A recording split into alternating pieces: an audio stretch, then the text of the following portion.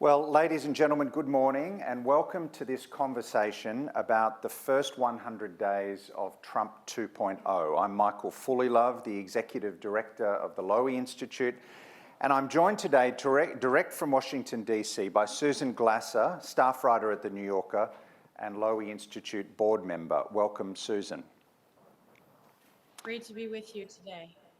Let me welcome a full house here at 31 Bligh Street, as well as many people joining us online. Ladies and gentlemen, ever since FDR, journalists and scholars have made it a practice to measure the success of a new president after his first 100 days in office. FDR's first 100 days were marked by a flurry of economic and political reforms designed to lift the United States out of the Great Depression. LBJ sent a voting rights bill to Congress and initiated reforms to Social Security and education. Ronald Reagan launched an agenda of tax and spending cuts, reorienting the country towards smaller government. But I would say in terms of drama, the first 100 days of President Trump's second term rivals any of them. In many respects, the themes of President Trump's second term are familiar from his first. But last time, Mr. Trump did not always have the attention to detail to convert his impulses into policy. This time, he seems more organised and more effective. He's less distracted by issues like the size of his inaugural crowd. He's surrounded himself with loyalists. He's flooding the zone with executive orders. He's trying to change the country. I noticed that in a recent interview, he said that in his first term, he said, I was a New York person, not a DC person. Now he's announcing that he's a DC person. He's even leaving his mark on the Oval Office with all the new bling that everybody's seen. Now, this week marks the end of President Trump's first 100 days. So to discuss the balance sheet so far, I'm delighted to welcome again a true DC person, as President Trump would put it, Susan Glasser. Susan is a staff writer at The New Yorker, where she writes a weekly column on life in Washington. She has served as the editor of several major publications, including Politico and Foreign Policy. Before that, she was an editor and Moscow bureau chief for The Washington Post. She's also written a number of important books, along with her husband, Peter Baker, on Vladimir Putin, on James Baker, and indeed on Mr. Trump himself. In January this year, we were delighted to welcome Susan to the Lowy Institute's board. So Susan, thank you again for joining us. Oh, I'm really glad to be with you, Michael. Thank you so much for having me today. All right, Susan, I want to start by recalling an anecdote that you told me about a number of years ago when you were researching the book that you and Peter wrote on President Trump's first term, and you interviewed a senior national security official who told you that if Mr. Trump won a second term, he would have to learn how to better operate the machinery of government. And that person said it would be like the scene in Jurassic Park where the children think they're safe hiding in the kitchen, but then the door begins to open and they realise that the velociraptor has learned to turn the door handle. This time around, President Trump seems to be more effective, at least early on, at achieving some of the outcomes he wanted. Has he achieved full velociraptor? Has he learned how to open the door handle, Susan? Well, Michael, I think we can all agree that the velociraptor is in the house. Okay. What exactly is the extent of damage that the velociraptor will wreak? To extend the metaphor, we don't know yet. And I think that's important, right? We're having this conversation 100 days in. And because of the breathtaking, I would say, breadth of issues and institutions that have come under attack in some way from Trump, we don't really know where the final balance of power will remain, because so many of those have been challenged as illegal by an array of stakeholders. We have, I think it's something more than 50 decisions by different judges at this point around the United States, ruling against Trump in one way or the other, putting a temporary injunction on something. And so it's just a breathtaking sweep. And this isn't just, one velociraptor and one attack in a kitchen. It's a multiple front assault. And so that's the important thing to recognize 100 days in, that we don't actually know what the full amount of what will last from what he's done is. But you opened your very excellent introduction by recalling FDR and the, really sort of the origins of when we came up with this notion of a first 100 days of a presidency as being something, even to take stock of. I think before then it just wasn't even conceivable. That wasn't the pace at which events moved. But I would say there's a really notable difference in many ways. You could argue that Trump, in some ways, is the most consequential president in his first 100 days in office since FDR at the very beginning of the Depression. I think the difference is that FDR sought to build a new set of institutions and laws working with Congress in order to lift the country out of this great crisis of the economic depression. But he was building something that then took many years to build with fits and starts, as you yourself have chronicled very smartly. But Donald Trump here, it's important to note, he's not building for the most part. He's destroying. This is, if nothing else, an act of colossal disintegration and destruction, in part by unleashing the world's richest man, Elon Musk, on the very infrastructure of our executive branch, firing literally hundreds of thousands of people have lost their jobs as a direct result of Donald Trump coming into office. Has there been a process? Is this about cutting government spending and whatever? I just want to assure those people who are listening, no, there has been no process. It actually truly is Musk and a small handful of, sort of super nerd interns who have taken over vast swaths of our federal government and shut it down. So I'll stop there, but I think that's an important distinction for me, is building versus knocking down. Okay. Look, I want to ask you, I've got a lot of questions to get through. I want to ask you about personnel, and then I'll come to domestic policy and then foreign policy. But let's talk about Elon, seeing as you've started with him. He indicated, I think, to Tesla investors last week that he will significantly reduce his work for the US government. There have been reports of a shouting match between him and the Treasury Secretary. What do you think has been what will have been his lasting impact on the US government? I mean, you mentioned the impact on the individuals who've lost their lives. What about, what sort of lasting impact will he make on the budget position, do you think? Well, I think it's important to look with Trump, as always, to sort of sift through the enormous amount of noise to the extent that we can. And, for me, one thing that's truly different, both about this Trump term versus his first term, and also just between Trump and other presidencies, is certainly got to be this extraordinary spectacle of handing over vast powers to the world's wealthiest man. After, by the way, he's just given something in the order of $300 million to get Trump elected in the first place. And, I really feel like we should linger on that sum and on that statement, because it's remarkable. Sure, there have been very empowered campaign contributors in our democracy throughout history, I'm sure in Australia as well. But as a direct result of this Supreme Court decision in 2010 called Citizens United, essentially opening the floodgates to huge amounts of unaccountable funds by business interests and individual business leaders, it's radically changed our politics. But even in that context, even in the context of Trump 1.0, we've never seen anything like this. The fusion between the most powerful office in the world, that of president, and that of the wealthiest man in the world. So I think that's going to endure because it's such a remarkable thing.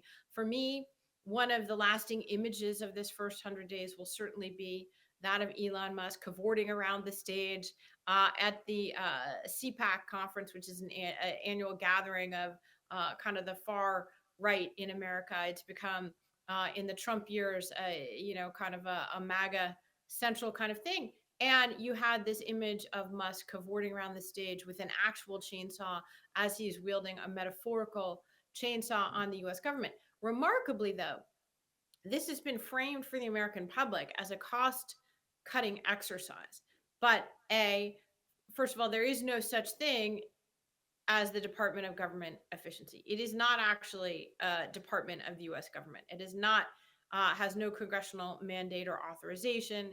It has no real staff. It's a creation of Trump and his political consultants and Elon Musk. So it doesn't really exist. Elon Musk, similarly, he's not actually a member of the US government. He's not a member of the cabinet, even though I'm sure you've all seen him holding forth at cabinet meetings. He is what's termed a special government employee, and that means that he has to step away after a certain period of time. Anyways, now that decision is probably made easier for him by the fact that many Americans have chosen to register their displeasure with what Musk is doing by taking it out on his car company. And I believe the numbers were 71% drop in sales for Teslas in the United States since Elon Musk decided to wield a chainsaw and take it to the US government. You know, a lot of the cuts that are made seem to be for ideological reasons rather than for cost cutting reasons. And of course, the most pronounced of those was his early target, which was the entire agency called the US Agency for International Development, which is the main vehicle by which the United States has been providing foreign aid for decades. That's a congressionally chartered agency that Musk essentially executed. And it wasn't for cost cutting reasons because US foreign aid represents less than 1% of our federal budget. And you can eliminate it entirely and basically make zero dent in the federal budget. And so I think it's a reminder, you know, that this is a project as much about politics and positioning and ideology as it is about any fiscal bottom line. All right, let me ask you about someone who's been a bit of a counterpoint to Musk in the Trump universe in a way, and that's Vice President J.D. Vance. Now, it seemed to me that Vance played a blinder to end up as vice president. You're looking at a then 40-year-old senator with a history of criticising Mr. Trump, who somehow nevertheless wins his endorsement for the Senate, navigates the shark-infested waters off Mar-a-Lago to somehow emerge with the prize of the vice presidential nominee, and then to be elected vice president. In those first few weeks, it seemed that he was overshadowed by Musk in particular. You had the Musk-Trump bromance. Vance was off to the side. But it seems like Vance probably, by his lights, thinks he's ended the first 100 days pretty well. He's ended up as Trump's attack dog, attacking Zelensky, leading the attack on Zelensky in the Oval Office meeting. Tell me how you assess J.D. Vance's significance in the administration. What sort of a first 100 days has Vance had? You know, that's such a good question, actually, because I'm not really sure. I feel like the jury is still out. You know, in many ways, he seems to have some extra time on his hands because the guy is like, you know, crap posting on Twitter all the time, and it seems like he, you know, is what you might call a highly online individual. He has not been given, as some other vice presidents have been, a specific government portfolio, or you know, he doesn't even have any job as far as I know. So you know, that might be one reason why he's spending a lot of time sitting in the Oval Office hanging out at Trump's meetings with world leaders, because that's the way, of course, to get power in this MAGA universe is to have FaceTime with the boss. And that's something, by the way, that's a through line from Trump 1.0 to Trump 2.0, because it's highly personalized power and erratic decision making that comes pretty much directly from the Oval Office without a lot of process. The result is that you see many of the principals in Washington spending inordinate amounts of time hanging out at the White House, sitting in on as many meetings in the Oval Office as possible, in part to influence Trump, in part to block out rivals, because that's another aspect of the story that might not have gotten as much attention. There are vicious rivalries within this White House, just as there were in Trump's first term. We're only, you know, getting some hints of them. You know, it's this sort of cats fighting in a bag stage of the presidency, but some of it has broken out into public, especially, for example, over some of Musk's cost cutting and over the tariffs that Trump said he was going to unleash on his really remarkable April 2nd, quote unquote, Liberation Day speech. Since then, we've seen some public feuding, and JD Vance is more what I would call the kind of MAGA ideologue in chief. That's the positioning for him. And certainly the external MAGA ideologue, Steve Bannon, who's kind of the original keeper of the kind of Trumpian populist uh, incarnation, Bannon has been very critical of Musk and of some of the other oligarchs who now are seeking to surround Donald Trump. Remember that Musk has enormous business interests in China. He's spoken out publicly against what appears to be the brewing trade war that Trump has unleashed with China. There's really he and Bannon are already exchanging fire. One's calling the other a moron and the like. So JD Vance seems to be on the, kind of MAGA purist side. Um, he was a participant, interestingly, in the Signalgate controversy, which again, I'm sure you all followed. It's like a soap opera already with so many subplots, but the Signalgate subplot was a pretty amazing one. And what do we learn about JD Vance in that? Well, we learned he actually was willing in private to question Donald Trump's decision making, and sort of says, do we really want to be going out and having military strikes against the Houthis? And interestingly, it's Stephen Miller, the immigration hawk and now deputy White House chief of staff, been at Trump's side since the very beginning of his campaign back in 2015. And Miller kind of jumps in and cuts off the vice president and essentially says, the boss has spoken. We're doing this. And I found that to be just as a mapper of power in the new Washington, a very revealing exchange. I agree with you. And the other thing I thought was so revealing about the Signalgate, that first Signalgate conversation and transcript, was the different strains of conservatism that emerged, because Vance was saying, it pains me, I hate bailing the Europeans out. Miller, you're right, came in and said, no, I saw the president give us a green light as long as the Egyptians and the Europeans compensate us for it. So there's a sort of a mercantilism, a mercenary, we need that strain of Trumpism was coming through Miller, whereas Vance was giving us more of the sort of more ideological anti-European flavour. Let me ask you a question about the two individuals who took most of the flack from Signalgate. That is the National Security Advisor, Mike Waltz, who set up Signalgate, the first Signalgate chat group, and included Jeff Goldberg from The Atlantic on it, and Pete Hegseth, who revealed most of the classified information.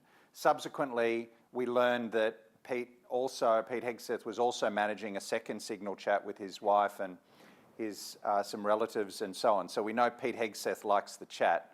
Let me ask you, so far President Trump has been resistant to getting rid of any of his staff, even when they make big mistakes. How long do you think Hegseth and Waltz will stick around? And in particular, what would the consequences be of Waltz going? Because it feels like Waltz is one of the very few kind of normie Republicans in national security hawks who are in the administration. It feels like it could be a big change if he leaves the West Wing.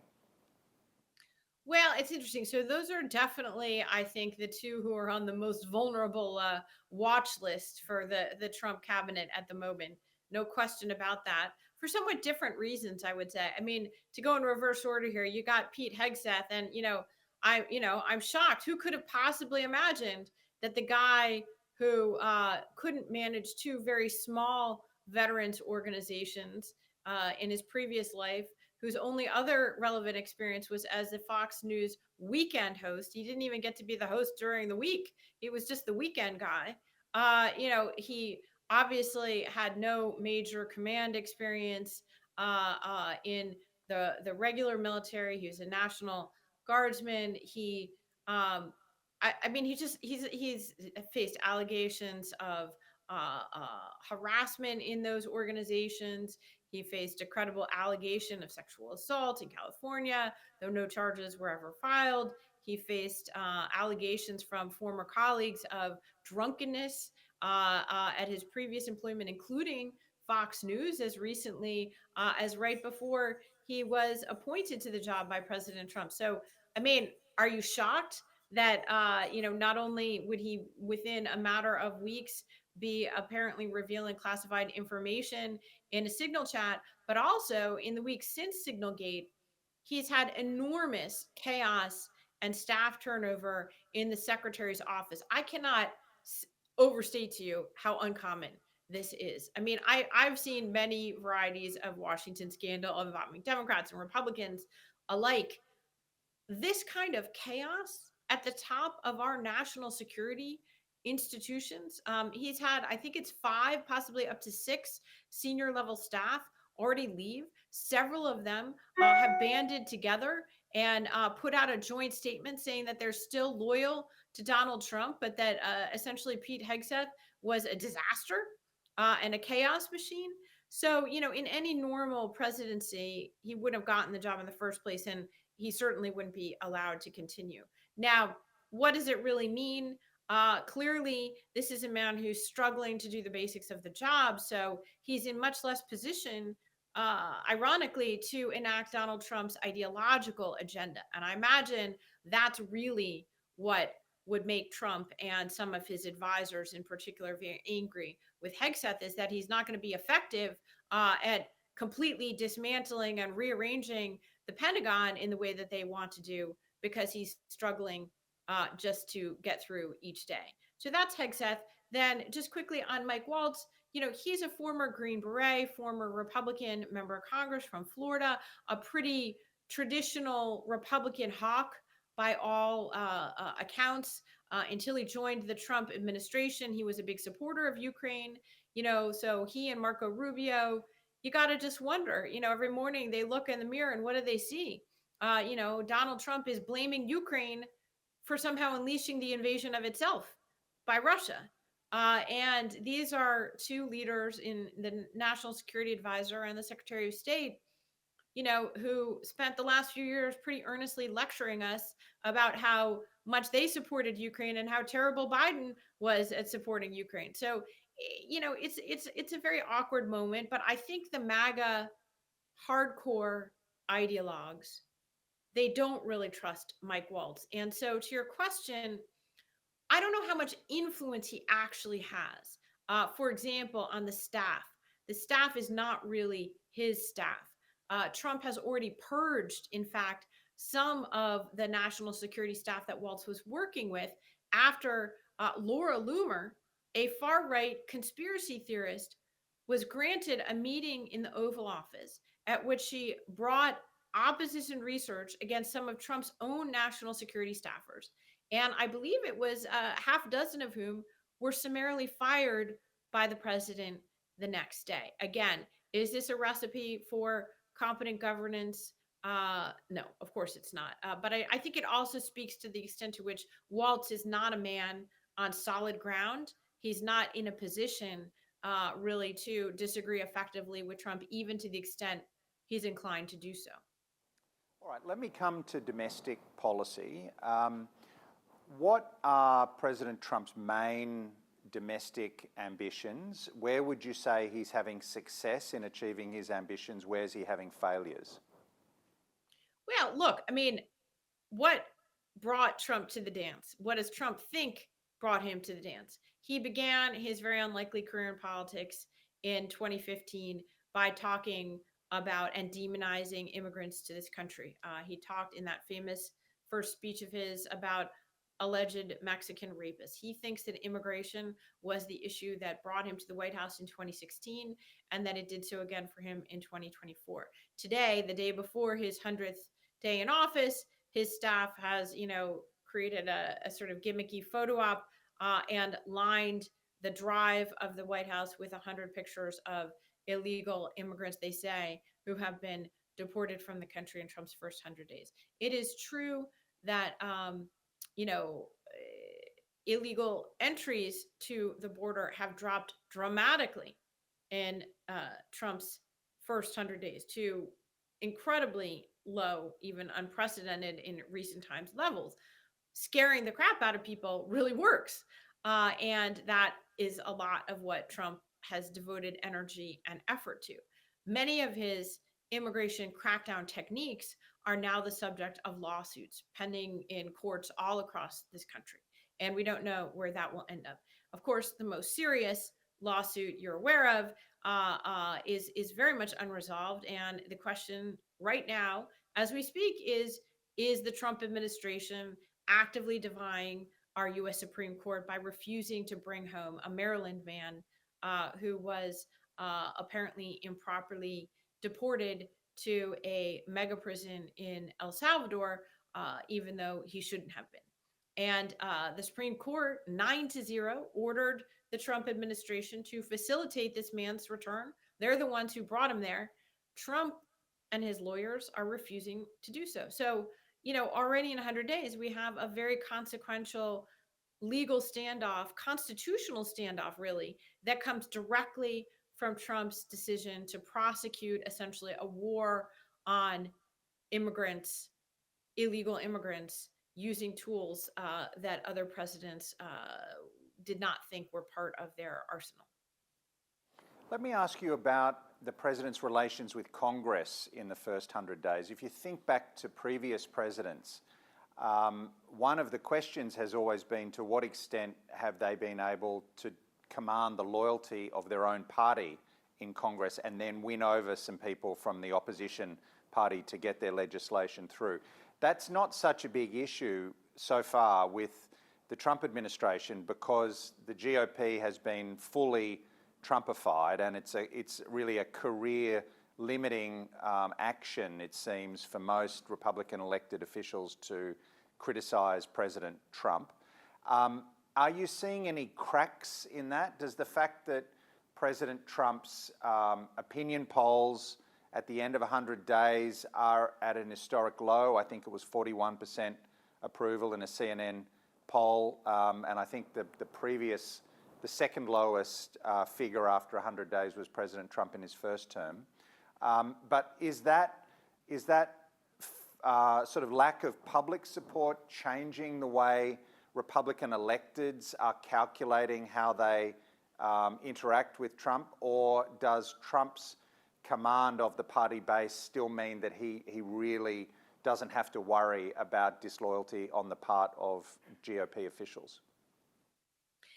There's a lot to unpack there because I think this is one of the keys to why and how it is that Trump, has amassed and consolidated so much power. Is that in his first term, you could say what he did was he successfully completed what began as a hostile takeover of the Republican Party, and now in the second term, he is reaping the benefits of a Trumpified GOP that is so Trumpified that you're not even hearing more than bleats of concern from individual Republican members of Congress, even when Trump is defying Congress's institutional prerogatives and undermining long-held tenets of the Republican Party, such as international free trade or support for Ukraine. But if you pull back even more, I think one of the remarkable things that we'll remember about this first 100 days of Donald Trump's second term is that he has no legislative agenda. And that unlike FDR, unlike LBJ, unlike Trump in his first term, he's basically chosen very purposefully to aggrandize executive power wherever possible and essentially to ignore Congress, to bypass it, to flout it, and to outright undermine it. And this is really remarkable. I mean, generally, when we speak of a 100 days agenda, what we speak of is a president who comes to office and says, like Barack Obama did, well, I'd like to pass with Congress healthcare for Americans. Or Joe Biden, I'm going to bring, make that bipartisan infrastructure bill that Trump talked about but didn't do. I'm going to pass that. And he did that. And LBJ, again, the most sweeping legislative agenda that the president and Congress worked on together. That's how our system is supposed to work.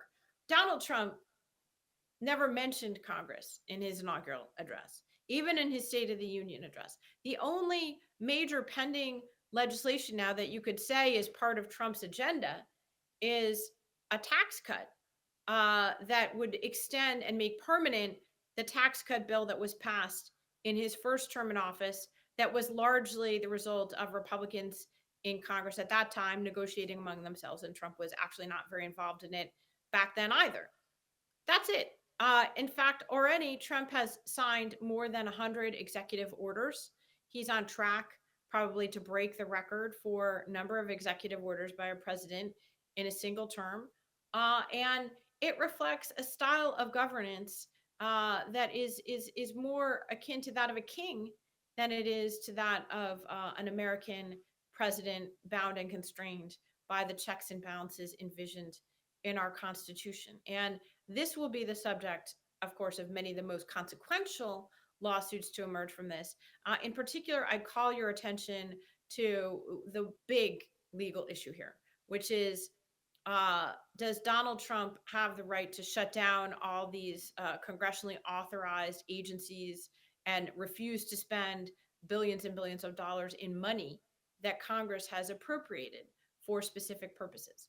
Well, the last time we had a president who had such a kingly view of his powers, that was Richard Nixon in the early 1970s. And in the aftermath of the Watergate scandal that ultimately forced Nixon from office, Congress passed a number of laws meant to constrain future presidents. One of them was the Impoundment Act of 1974. And that specifically said, essentially, that no, if you're the president, you cannot just refuse to spend money that Congress has appropriated for a purpose. You can, say you would like to not spend this money and send up what's known as a rescission to Congress, but there's a process for that. Then there needs to be votes taken on that. Donald Trump has done none of those things. And I just think that it's not the legislation that he wants to pass that's the news here. It's the undercutting of the very idea of legislation that is the big story of Trump 2.0. All right, let me ask you about the opposition party, the Democrats. Let me ask you, where is the energy today in the Democratic Party? It seems like Kamala Harris is sort of getting accustomed to the idea that she's not going to be president, or she's making noises about running for governor of California. Other Democrats are poking their head up. We saw Cory Booker make this sort of heroic 25-hour speech in the Senate. There's a number of figures on the left, like AOC and Bernie, traveling around the country, Ro Khanna and others. On the centrist side, you have Josh Shapiro, who Harris overlooked as vice presidential running mate, who I have to say has impressed me, including in the last week or so, when his residence was subject to an anti-Semitic arson attack, I think the day after Passover. But he seems a pretty impressive, credible figure. How are the Democrats dusting themselves off? Are they getting their mojo back? And who should we be keeping an eye on in the lead up to 2028? Well, let's just say that it's very, very early, first of all. And second of all, no, there's no mojo. This has been a very loud, sort of internal nervous breakdown that we're all watching happen here. And by the way, it strikes me that that's probably somewhat appropriate when you're a party that's lost not once but twice to Donald Trump, with all the consequences that implies. And Donald Trump is now once again the most unpopular president at the beginning of his presidency in the history of public opinion polling. Then you're doing some things that are not right if you're the opposition political party. And there is continued soul searching here in Washington on the subject of what went wrong. Interestingly, a lot of the blame at the moment continues to revolve around second guessing Joe Biden and his, really disastrous initial decision to run again for president before ultimately, being pressured out of the race by his own party. So it's not that, there's criticism that I hear of Kamala Harris as well, but a lot of the focus is really on Joe Biden at this point. There's an enormous and an understandable amount of resentment of Biden, considering the really precarious situation that the country finds itself in as a result of Trump's return to power. So that's number one. Number two, I do think that the decline in Trump's polls is very notable, and it's going to be very hard, in my opinion, for him to reverse that. We all know there's a pretty solid ceiling for Donald Trump. Even in the last election, which he won in 2024, he did win the popular vote for the first time, unlike in 2016 when he lost the popular vote but won the electoral college. This time he narrowly won the popular vote, but even then he didn't win 50% or more of the vote in this country. And there are not that was a hard ceiling for him. There was never even 50% of Americans who were going to support Donald Trump, and that's his high watermark. And so I think it's going to be very hard for him, especially if he pursues the course of economic dislocation that he's embarked upon with the tariff wars. I think it's going to be very rough for him. But at the same time, his party's commitment to him is such in Congress. I think Democrats are actually being overly optimistic, to be honest, about the extent to which lower approval ratings will translate into more Republican senators and congressmen being willing to challenge Trump. I actually am skeptical about that. So, a lot of focus right now, not so much even on 2028, but on 2026, which is when we'll have a midterm election. And there's the possibility for Democrats to win control of the House of Representatives. It's much more unlikely that they would win the U.S. Senate. The geographic map of seats that are up for election in 2026 is much more favorable for Republicans. It would be very hard for Democrats to win the Senate. But, it would change the balance of power here, even for them to hold one of the houses of Congress. And so I think there's a lot of focus on that. But my concern is that, we live in such a polarized and partisan moment here in America and here in Washington that the focus is too much on 2026, is too much on what the Democratic Party, capital D, should do in this moment, and not enough focus on what civil society should be doing or not doing to counter or to slow down or to halt the damage being done by these very, very reckless moves. Because remember, Trump isn't just going after the government. The thing that's different right now that we haven't talked about that's related to this question of how do you, the opposition to Trump, is that Trump has sought to enter and to reshape vast swaths of American private life and civil society as well. That's not something that happened before. And frankly, it's not something we've ever seen a president of the United States do. He is seeking to influence what goes on in America's universities, who can be hired as a professor in America's universities, how their application process should be run. He's seeking to influence how America's news organizations make their decisions. He is seeking to shape who America's leading law firms can take on as clients or not. And he's achieved a remarkable degree of compliance and complicity in those acts just in the first few months. And so for me, that's something that I think we don't focus enough on because we're so busy, kind of it's comforting. There's a sort of normalcy in just talking about, the election in 2028, because we've seen that before, but we've never seen what's happening in 2025 before. And the horse race is fun, the other reason we ask questions about it. All right, let me come to foreign policy and ask you a few questions, and then I want to give the audience an opportunity to ask you some questions. So maybe we'll start with Russia, because I know you and Peter are working on a book about Vladimir Putin and his relationships with, I think, half a dozen US presidents. It seems to me this is one of the big unanswered questions on President Trump and the world is what really is at the origin of his affinity for Vladimir Putin. I don't know where you're up to in the research for the book, but where would you come down there? What explains it? Because it's so weird, it's so unusual in the context of United States history. And do you take any hope from the meeting in St. Peter's Basilica between Presidents Trump and Zelensky? Might this indicate some sort of swing back towards Ukraine, or do you think President Trump will sort of tack back to his generally pretty pro-Russia position? Well, if you've got any hot tips for me, to explain the Trump Putin relationship, please, we can talk offline, or maybe someone in your audience there. Look, this is one of the great enduring mysteries of Trump throughout his political career.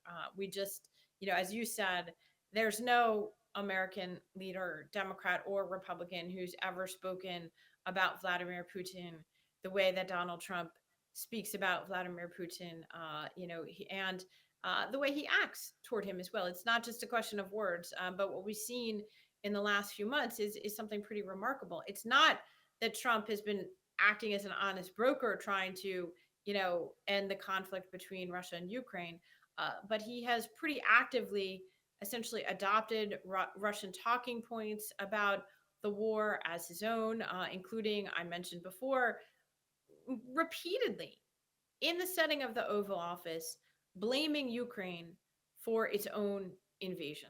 Remarkable stuff. Really, really dramatic stuff. And by the way, not something recent. Trump has a long-standing view that he amplified in his first term in office, and we were surprised to see how much this was the case when we reported our book, The Divider, about Trump's first term in office. Deep-rooted skepticism about Ukraine being an independent, country, really, and really it should be part of Russia. And he had a friend who told him at Mar-a-Lago way back when that Crimea should be part of Russia because they all speak Russian there. He actually told this to Petro Poroshenko, who was Zelensky's predecessor as the president of Ukraine, in a private Oval Office meeting in the spring of 2017, much to the dismay of Poroshenko, who then proceeded to try to, explain to President Trump that wasn't right. By the way, there were no cameras in that meeting, but it sounded a lot to me like the way that Zelensky might have, been talking to Trump and Vance this time. It's a pretty amazing thing when you meet the leader of a country who the United States is ostensibly supporting, and you look him in the eye and you tell him, well, your country isn't a real country. Yeah, your neighbor should gobble you up. So all an important reason for some skepticism about what even one very good conversation between Zelensky and Trump might produce. Remember on the eve of Putin's full-scale invasion of Ukraine in February of 2022, Trump called the idea of Putin moving on all of Ukraine an act of strategic genius. And I think, we've seen his own views more clearly elucidated in the last few months when it comes to the idea that this is essentially a world of predatory great powers who have the right to do as they please in their sphere of influence. And I think it's the same logic that is informing Trump's threats to our neighbor, Canada, or to Greenland, or his demand to retake the Panama Canal. As to, some secret relationship going back decades between Trump and Russia, Trump and Putin, there's been no further evidence. Of course, we have interviewed everyone, including very senior officials of the administrations that came before and in between Trump. We have asked those people who have access to more information than we do. They find it very suspicious. We've been told by very senior U.S. officials, it wouldn't shock them if evidence of, say, business compromising business deals in Russia were to emerge, but it has not emerged at this point.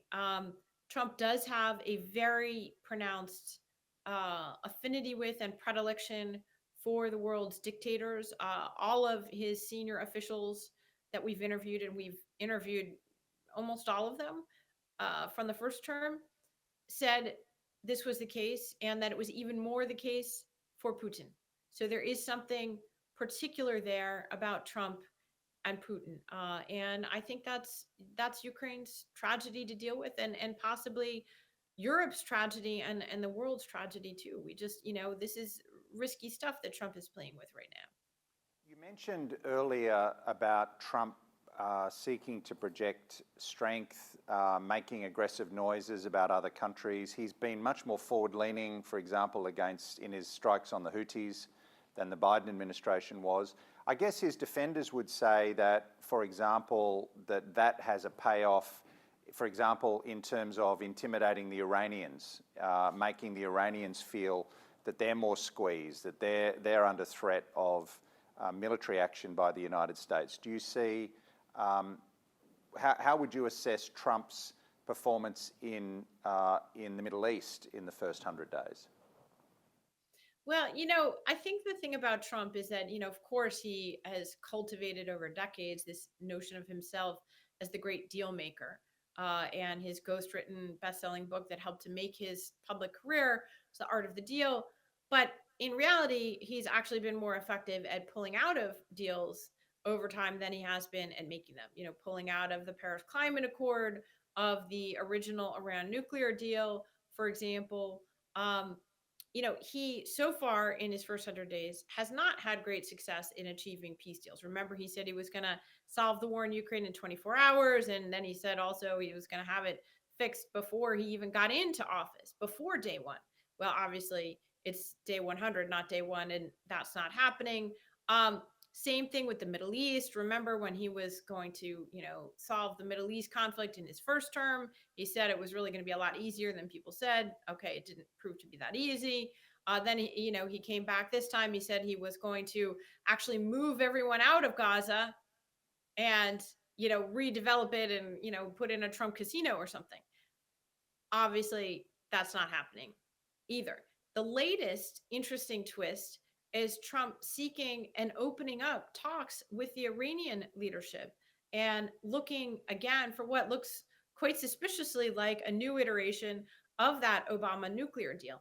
I think what drives Trump is a genuine, deep-seated aversion to military conflict. That's one through line for him. But also, it's all about self-aggrandizing. He's looking for the deal. And he'll take any deal. Okay, I'll take an Iran deal. I'll take a North Korea deal. I'll take a Ukraine deal. The Ukraine deal is proving too hard, so he's looking elsewhere for another big deal.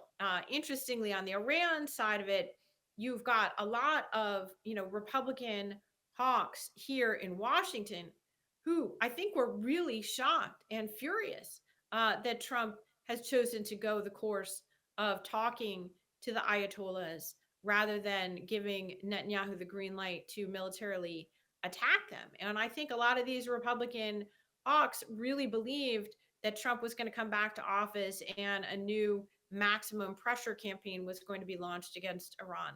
But I think what they failed maybe to take into account was that Trump's hunger for the public acclaim that would come with being a peacemaker really can outweigh any consideration at any moment. And in fact, one of my very favorite stories, because I think it's so illustrative about Trump in his first term, was the story of how he was so desperate for a Nobel Peace Prize that he believed he earned. And that, of course, he was very offended that Barack Obama had been given a Nobel Peace Prize. And he thought he had made such a great deal with Kim Jong-un in North Korea. Remember, he claimed that he had, essentially achieved denuclearization of North Korea.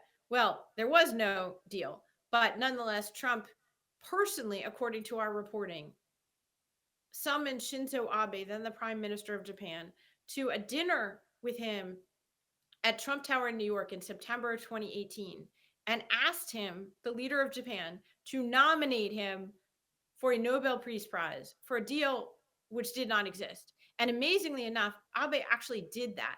And it later came out during Trump's term that Abe had nominated him, but it never was revealed that it was at the personal request of the president of the United States. And I think there was some considerable embarrassment in Japan about the whole episode. That reminds me, I want you to nominate me for the Nobel Peace Prize. So I'll talk to you about that afterwards. Two quick questions that I want to cover off quickly before coming to the audience, China and Australia. So first on China, what do you think is President Trump's settling point on China? Obviously, he's imposing maximum pressure on China at the moment through tariffs, extreme tariffs. It doesn't look like Xi Jinping is one for turning, as to use Margaret Thatcher's phrase. But is this really where Trump wants to end up, in a sort of permanent tariff war with China? Because in the first term, it usually seemed like an accommodation between Trump and Xi Jinping was more likely than an argument. That to take your point again, that Trump liked the idea of doing a big deal with a strong man like Xi. Where does Trump want to end up on China? Well, I think, coming out of the gate with this very maximalist approach on China might have been understandable from Trump, because, he has had a deeply held, long-standing belief in the almost mystical power of tariffs, notwithstanding all the expert views, notwithstanding what economists say. He actually he's called tariff the most beautiful word in the English language. So one point I'd make is that, I'm kind of mystified by all those geniuses on Wall Street who were just shocked that Donald Trump was imposing tariffs on China and other countries, given that this man has literally called it the most beautiful word in the English language. Putting that aside, there's obviously a lot of distance between a 10%, a 20% tariff, and where we are at the moment, which is 147%, I think, is the maximum tariff right now that Trump has on China, and China is responding in kind. I think that the difference with China, and to a certain extent, with Russia and Ukraine as well, is that in Trump 2.0, the bully has really, kicked his opponents where it hurts too directly. They have no choice but to respond with force, and, potentially with overwhelming force, because the bully has confronted them in such a direct way. I think that, Trump said a lot of these same things, but as you correctly noted, he kind of danced around the open conflict in ways that made it possible for others to kind of avoid him, to work around it, to keep him talking, and the like. Right now, there are no meaningful talks between China and the United States. And I mean, we've had an amazing last week in which Trump has repeatedly and apparently untruthfully said that he's talking with Xi, and the Chinese have refuted it. Trump's own Treasury Secretary, Scott Bessent, has admitted repeatedly that Trump is not telling the truth and he's not talking to the Chinese. So it's a remarkable thing. I talked to a journalist over the weekend who'd been stationed as a correspondent in Beijing, and she said to me, it's such an upside down world I'm living in right now. When I was based in Beijing, it was like, for an American television network, we had to be so cautious. We had to take whatever the Chinese foreign ministry said with a grain of salt. We had to make sure that we didn't just amplify Chinese propaganda. Now it's the Chinese coming out and saying Donald Trump is fake news, and Donald Trump saying he's talking to Xi, and it's the foreign ministry that appears to be more honest in this case. And, we're in a very, very uncharted territory, I think, right now. Okay, let me ask you about Australia, because we've got our parochial interests here, and we're in the middle of an election campaign. In the first term, Australia was front and centre. You might remember on one of the first days, Prime Minister Turnbull had this dreadful phone call with President Trump that was then leaked to the Washington Post. So we were everywhere in the first term. In the second term, we haven't made a mark, which is probably great. President Trump, I don't think, has yet. I haven't read any intel yet about who President Trump might send to Australia as his ambassador. He's appointed an ambassador to New Zealand, but not yet one for Australia. On the other side of the ambassadorial front, the opposition leader here in Australia, Mr. Dutton, has said a number of times that our ambassador in Washington, Kevin Rudd, can't get a meeting in the West Wing, and is not being effective in Washington. So can you give us any intel from what does President Trump think about Australia? That's what I'm really asking you. Have you got any intel, any Australia-specific intel on ambassadors or anything, or trade deals or anything else you can give us? Well, in the best tradition of the old State Department, I can say I have nothing new for you at this time, Michael. But I will say this. I talked to a very senior official of another perplexed American ally recently, whose country also been much in the headlines in Trump 1.0 and not this time. And this minister told me it was a great victory for his country. And he said, our entire strategic concept at our foreign ministry is what's called descending to periscope depth. Okay. We are the submarine. We don't want Donald Trump to know we're out there. It seems to me if you don't have an ambassador from Trump, if you're not in the headlines, um, that's probably really good news for Australia. Well, that's true, but we actually have to get some submarines out of the Trump administration. So Well, that might not exactly. be the The periscope metaphor. Yeah. All right, I'm going to take 2 or 3 questions at once, and so we can get through a bunch of questions before we let Susan go. I saw the lady at the back with a hand up nice and straight, and the gentleman on the aisle. If you could just keep your questions brief, please. Yeah, sure. Thank you so much for having me here, Michael and Susan. I'm Helen Zhang, co-founder of Intrigue Media, currently based in Washington, D.C., so it's nice to take a reprieve from the chaos. My question for you is about the future of the Democratic Party. I know you'd mentioned some of this, but what exactly is their strategy right now, and how do they put forward a vision that gets everyone else on board? Because it feels very helpless in D.C. right now. And I guess the extension to that is, Michael, you mentioned Australia, but for Susan, what should strategic allies like Australia do in terms of navigating this sort of turbulent American MAGA-pilled policies? Good question. Just hold your answer for a sec, Susan. The gentleman on the end, yes, sir. Hi, Jersey from Pacific Polarity. My question is sort of similar to hers, but it is more broadly about how to constrain Trump. Like you kind of mentioned, Trump is ignoring the Supreme Court, defying the Supreme Court a little. He's getting the law firms and media to fold, and perhaps he'll pressure your employer as well in the coming weeks and months.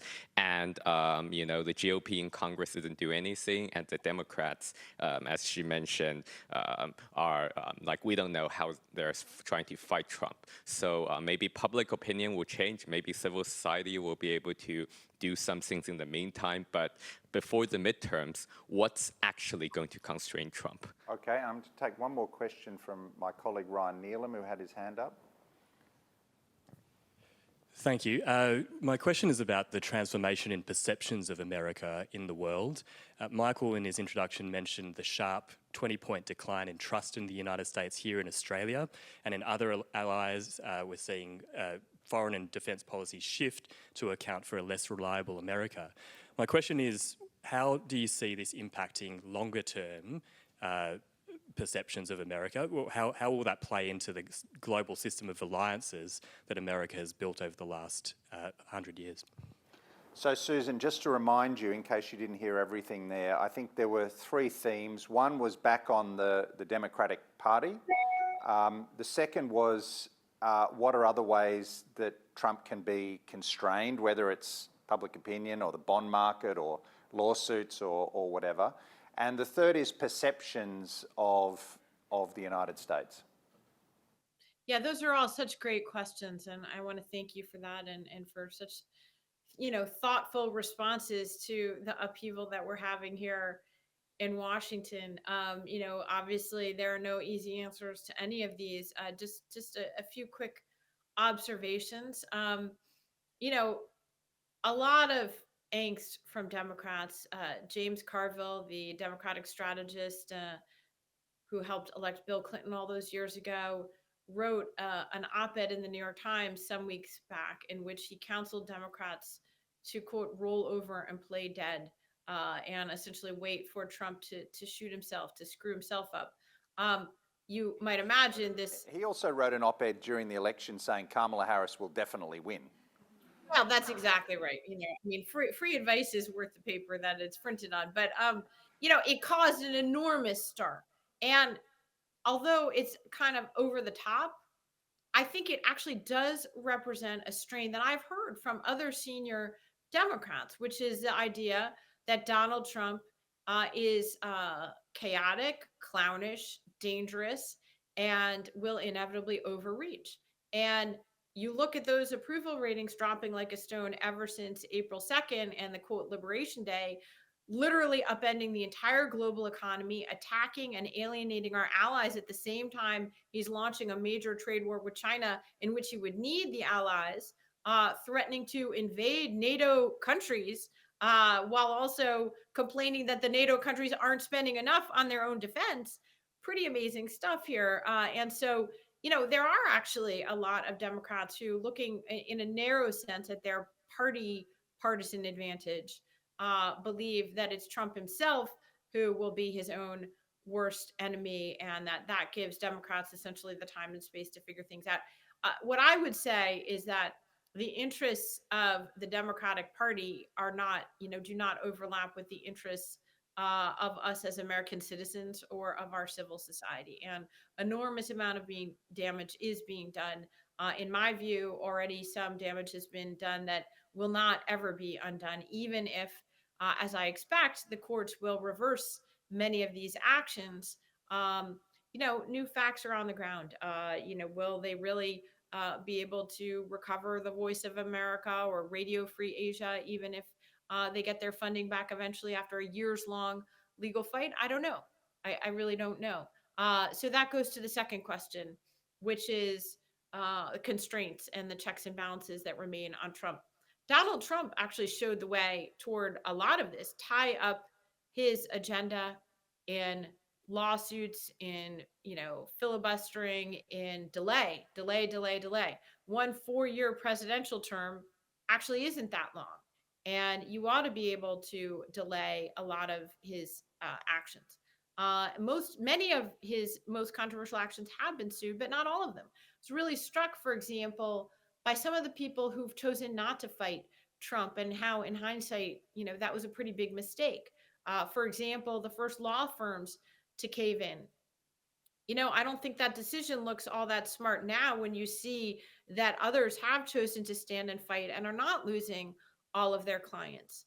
I think Columbia caving in to Donald Trump doesn't really look so smart when you see the response to Harvard University, which, after an enormous internal debate, actually took a principled stand. I can tell you, as an alum of Harvard, a tremendous outpouring of support and even relief, that finally here's, a leading institution in our society that is standing up and saying no, and we're willing to put something, even billions of dollars, on the line to test this principle that academic freedom means something in this country. They've seen an outpouring of donations from alumni, support from all across academia for Harvard's decision. And again, I think what it shows is that actually standing up and resisting is a smart course to take. Many of these independent agencies that have been shut down or attempted to be shut down by Trump and Musk